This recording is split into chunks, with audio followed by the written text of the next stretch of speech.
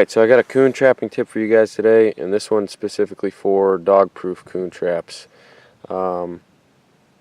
This one I have set up on a trail going into the woods, and I got it baited with whole corn, bacon grease smeared inside the trap and on the top there.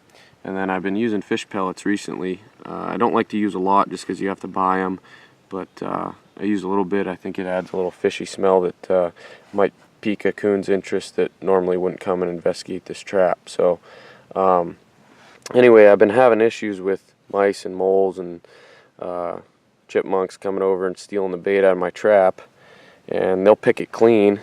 So then I got to come back, in a day or 2 days and rebait the whole trap, which takes quite a bit of time and a little bit of money for the bait that I'm using.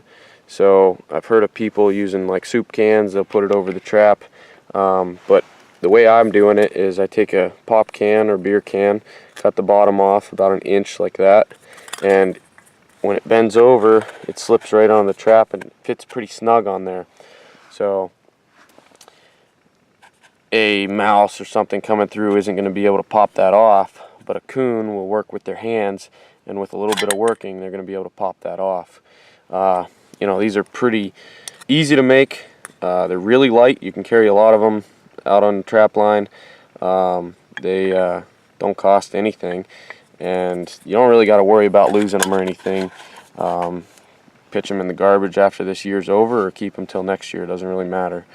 But this should save me some time and some money on rebaiting my dog-proof coon traps. So